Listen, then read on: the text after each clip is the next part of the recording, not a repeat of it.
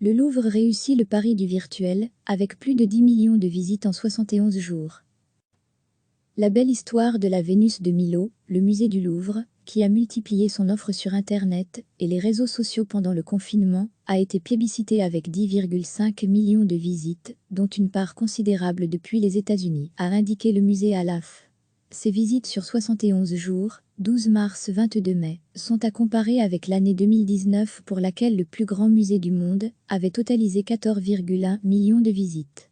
Alors que le flou règne sur une date de réouverture, qu'elles espèrent à l'été, les équipes du musée sont attentives à proposer chaque semaine de nombreuses ressources virtuelles en anglais, les premiers visiteurs habituels du musée étant les Américains, avant les Chinois. La fréquentation a connu surtout un pic pendant les premières semaines du confinement, avec 330 000 visites en moyenne. 90% des visiteurs étaient non francophones, contre actuellement 77%. Du 12 mars au 22 mai, 16% des visites ont été faites depuis la France contre 17% depuis les États-Unis. On lutte un peu, car l'œuvre d'art n'est pas une image, et on doit se promener autour d'elle. L'œuvre d'art exigerait une vraie rencontre pour Sophie Granger, sous-directrice de la communication du Louvre. La conjugaison du smartphone et des réseaux sociaux consacre le triomphe de l'image virtuelle, et les grands musées n'ont pas d'autre choix que d'exploiter au mieux ces médias pour se faire connaître d'un public élargi, à la maison. On lutte un peu, car l'œuvre d'art n'est pas une image, et on doit se promener autour d'elle. L'œuvre d'art exigerait une vraie rencontre, admet-elle à l'AF. L'appli proposant une expérience en réalité virtuelle, en tête-à-tête avec la Joconde, téléchargée plus de 10 500 fois, et un nouveau service pour les enfants, les belles histoires du Louvre sur petitlouvre.louvre.fr, qui rassemble des contes animés correspondant à des œuvres du musée, 76 000 visites, ont particulièrement bien marché.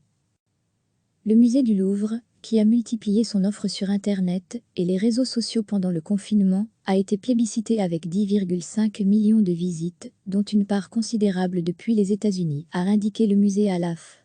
Ces visites sur 71 jours, 12 mars-22 mai, sont à comparer avec l'année 2019 pour laquelle le plus grand musée du monde avait totalisé 14,1 millions de visites.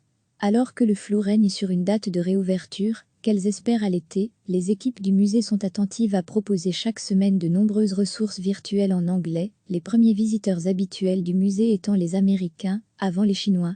La fréquentation a connu surtout un pic pendant les premières semaines du confinement, avec 330 000 visites en moyenne.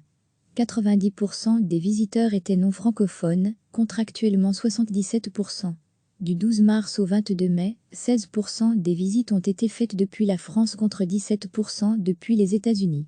On lutte un peu, car l'œuvre d'art n'est pas une image, et on doit se promener autour d'elle. L'œuvre d'art exigerait une vraie rencontre pour Sophie Granger, sous-directrice de la communication du Louvre. La conjugaison du smartphone et des réseaux sociaux consacre le triomphe de l'image virtuelle, et les grands musées n'ont pas d'autre choix que d'exploiter au mieux ces médias pour se faire connaître d'un public élargi, à la maison.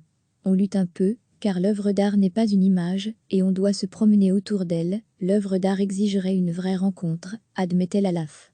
L'appli proposant une expérience en réalité virtuelle, en tête-à-tête avec la Joconde, téléchargée plus de 10 500 fois, et un nouveau service pour les enfants, les belles histoires du Louvre sur petitlouvre.louvre.fr, qui rassemble des contes animés correspondant à des œuvres du musée, 76 000 visites, ont particulièrement bien marché. La belle histoire de la Vénus de Milo. Cliquez sur s'abonner pour recevoir les dernières nouvelles.